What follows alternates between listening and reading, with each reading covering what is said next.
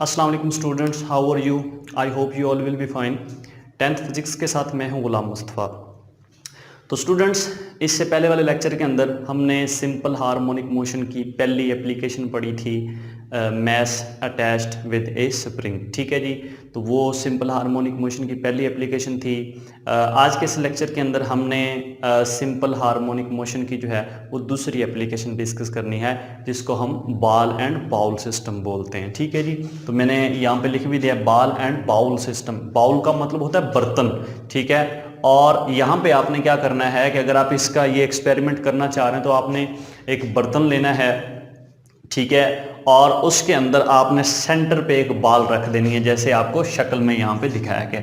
ठीक है, ये मेरे पास एक बाउल है, बर्तन है, जिसके अंदर मैंने यहाँ पे सेंटर पे एक बॉल रखी हुई है। तो आप यहाँ पे नोट करेंगे कि अगर आप इस तरह के बर्तन के सेंटर में कोई बॉल रख देते हैं तो वो रेस्ट में होती है, वो कहीं पे भी मूव नहीं कर रही होती। लेकिन अगर हम इसको पकड़ के किसी भी एक एक्सट्रीम पोजीशन ए पे लेके चले जाते हैं, इंतहाई पोजीशन ए पे लेके चले जाते हैं, और वहां पे आप इसको अगर छोड़ दें तो क्या ये बाल यहीं पे रुकी रहेगी? नहीं, ऐसा नहीं होगा, बल्कि बाल क्या करेगी, ये वापस ओ मेन पोजीशन की जानब जो है वो मूव करेगी। मेन पोजीशन को मैंने नाम दिया है ओ का, और जो इंतहाई पोजीशंस हैं, जो एक्सट्रीम पोजीशंस हैं, उनको मैंने ए और बी का नाम दिया है। तो आप नोट करेंगे कि अगर ये बाल पोजीशन ओ पे होगी, मेन पोजीशन पे होगी, तो ये बाल मूव नहीं करेगी। लेकिन अगर हम इसको पकड़ के किसी भी एक्सट्रीम पोजीशन ए पे लेके चले जाएंगे और वहां पे जाके अगर हम इसको छोड़ दें तो ये दोबारा जो है वो वापस मेन पोजीशन की जानब अपनी मूवमेंट स्टार्ट कर देगी, मतलब ये ए पे रुकी हुई नहीं रहेगी। इसकी रीजन क्या है? सबसे पहले तो हम इसको डिस्कस कर लेते हैं, क्या इसकी जो है मोशन सिंपल हार्मोनिक है, तो उसके बाद फिर मैं आपको बताऊंगा कि इसकी वापस आने की जो रीजन है वो क्या है। ठीक है जी, तो जैसे ही हम इसको ए पे छोड़ेंगे, तो जैसे ही हम पीछे हाथ हटाएंगे तो क्या होगा, ये बाल दोबारा मूव करती हुई ओ की तरफ आ जाएगी। अब यहां पे ये ओ पे रुकेगी नहीं, ठीक है, क्योंकि ये मूव करती हुई आ रही है, इसका कुछ ना कुछ मोमेंटम है, इसके अंदर कुछ इनर्शिया स्टोर हो गया है, और उस इनर्शिया की वजह से ये यहां पे नहीं रुकेगी, बल्कि इस पॉइंट को क्रॉस करते हुए किसी भी दूसरी एक्सट्रीम पोजीशन बी पे चली जाएगी। जैसे ये बुलंदी की जानब बढ़ रही होगी, इसकी वेलोसिटी आहिस्ता आहिस्ता कम हो रही होगी। जैसे यहां पे था, हम इसको जैसे ही पकड़ के इधर लेके जाएंगे, यहां पे इसको पकड़े रखेंगे तो इसकी वेलोसिटी 0 होगी। ठीक है, जैसे ही आप इसको छोड़ेंगे ना, तो ये नीचे की जानब मूव करेगी, बतदरिज इसकी वेलोसिटी इंक्रीज हो रही होगी, बढ़ रही होगी। ठीक है, यहां पे वेलोसिटी कम होगी, जैसे ही ये नीचे की जानब मूव करती आएगी तो इसकी वेलोसिटी आहिस्ता आहिस्ता क्या होती जाएगी, बढ़ती जाएगी। और जब ये इस मेन पोजीशन से गुजरेगी, उस वक्त इसकी वेलोसिटी मैक्सिमम होगी, ज्यादा से ज्यादा होगी। ठीक है, जैसे ये मेन पोजीशन को क्रॉस करेगी तो ये आहिस्ता आहिस्ता मूव करती हुई कहां पे पहुंच जाएगी, बी पे। अब जैसे ये ओ से बी की जानब बजाते खुद जा रही होगी, तो उस वक्त आप नोट करेंगे कि इसकी जो स्पीड है वो ओ पे बहुत ज्यादा होगी, लेकिन जैसे ये ओ को क्रॉस करेगी तो इसकी वेलोसिटी के अंदर आप कमी देखेंगे, इसकी वेलोसिटी आहिस्ता आहिस्ता क्या हो रही होगी, कम हो रही होगी। और जैसे ही ये बी पॉइंट पे पहुंचेगी तो वहां पे जाके इसकी वेलोसिटी बिल्कुल भी जो है वो खत्म हो जाएगी, बिल्कुल 0 हो जाएगी, और ये बाल बी पे जाके कुछ लम्हे के लिए रुक जाएगी। रुकने के बाद दोबारा फिर ये वापसी का रुख अख्तियार करेगी, और आप ये नोट करेंगे कि इसकी वेलोसिटी आहिस्ता आहिस्ता बढ़ती जाएगी जैसे ये ओ की जानब आएगी, मेन पोजीशन की जानब आएगी। ठीक है, जब ये मेन पोजीशन से गुजरेगी तो फिर इनर्शिया की वजह से ये यहां पे नहीं रुकेगी, बल्कि आगे पास कर जाएगी ए पे, फिर दोबारा ये बी पे आएगी, फिर ए पे जाएगी, फिर बी पे, आहिस्ता आहिस्ता इसकी मोशन जो है वो रुकती जाएगी, और फिर ये एंड पे जाके ओ पे जाके रुक जाएगी। अब हमने ये देखना है कि क्या इसकी मोशन सिंपल हार्मोनिक मोशन थी या नहीं थी।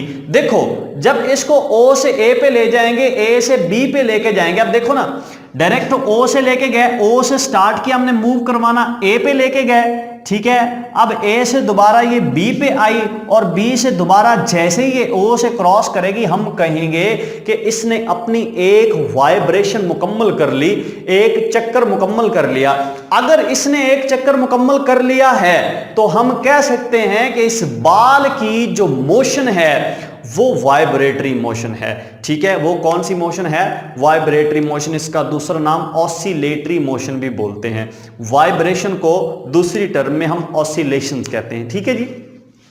तो क्या इसकी मोशन वाइब्रेटरी होगी, यानी कि ये अपनी मेन पोजीशन के आगे और पीछे अपनी हरकत को बार बार दोहराती जाएगी, लिहाजा हम कह सकते हैं इस बाल की जो वेलोसिटी है वो वाइब्रेटरी मोशन के अंदर है। ठीक है जी। अब चूंकि इसकी जो मोशन है वो वाइब्रेटरी है और हम ये ऑलरेडी पिछले लेक्चर्स के अंदर डिस्कस कर चुके हैं कि जो वाइब्रेटरी मोशन होती है, जो ऑसिलेटरी मोशन होती है, वो सिंपल हार्मोनिक मोशन होती है। क्यों? क्योंकि वाइब्रेटरी मोशन के अंदर पैदा होने वाला जो एक्सेलरेशन है ना, वो डिस्प्लेसमेंट के मेन पोजीशन से एक्सट्रीम पोजीशन के दरमियान डिस्प्लेसमेंट के डायरेक्टली प्रोपोर्शनल होता है और उसकी डायरेक्शन हमेशा मेन पोजीशन की जानब होती है। ठीक है, इसलिए हम वाइब्रेटरी मोशन को क्या बोलेंगे कि ये सिंपल हार्मोनिक मोशन है। अब बाल एंड बाउल सिस्टम के अंदर अगर आप देखें तो बाल की मोशन भी वाइब्रेटरी मोशन है, लिहाजा हम ये कहेंगे कि बाल की जो मोशन है वो सिंपल हार्मोनिक मोशन है। कौन सी मोशन है? Simple harmonic motion. अब जो पहले मैंने आपको बता रहा था मैं कि ये बाल जो है ये वापस ओ की जानब क्यों आती है, तो इसकी रीजन मैं आपको बताता हूं। देखो, जब ये बाल यहां पे थी ओ पॉइंट पे, ठीक है, तो उस वक्त उसका जो वजन था, जो उसका वेट था, वो डाउनवर्ड डायरेक्शन में था और इसके इधर या इधर कोई भी फोर्स अमल नहीं कर रही थी, इसलिए ये रेस्ट की हालत में थी। लेकिन जैसे ही हम इसको यहां पे लेके जाएंगे तो यहां पे अगर हम नोट करें तो यहां पे भी इसका जो वेट होगा वो डाउनवर्ड डायरेक्शन में ही होगा, क्योंकि कोई भी ऑब्जेक्ट किसी भी मोशन में हो, कहीं पे भी खड़ा हो, ठीक है, उसका जो वेट है वो हमेशा नीचे की जानब होता है। ठीक है जी। अब चूंकि इसका वेट नीचे की जानब है, हम कहेंगे इसको नीचे की जानब फोर्स लग रही है, तो इस बाल को फिर क्या आना चाहिए? नीचे की जानब आना चाहिए। लेकिन आगे से ये बाउल है, बर्तन है, तो इस वजह से ये नीचे की जानब नहीं आ पाएगी। अब फिर ये किस साइड में मूव करेगी? इधर। अब यहां पे एक और मसला पैदा हो गया कि कोई भी ऑब्जेक्ट जो मूव करता है, अगर जैसे स्प्रिंग है, मैंने मिसाल दी थी पिछले लेक्चर के अंदर कि एक स्प्रिंग है, उसको आप खींचते हो, जैसे आप उसको छोड़ोगे तो वो मैश को दोबारा उस पोजीशन की जानब स्प्रिंग जो है वो दोबारा खींचेगा। क्यों? क्योंकि स्प्रिंग के अंदर रिस्टोरिंग फोर्स पैदा हो रही, इसलिए हम कह सकते हैं कि ये जो मैश वापस आएगा ये स्प्रिंग की रिस्टोरिंग फोर्स की वजह से आएगा, आम लफ्जों में रिस्टोरिंग फोर्स की वजह से वापस आएगा। अब अगर ये बाल जो है ये ए से दोबारा ओ पे आती है तो हम यही कहेंगे कि ये बाल ए से ओ पे रिस्टोरिंग फोर्स की वजह से आती है।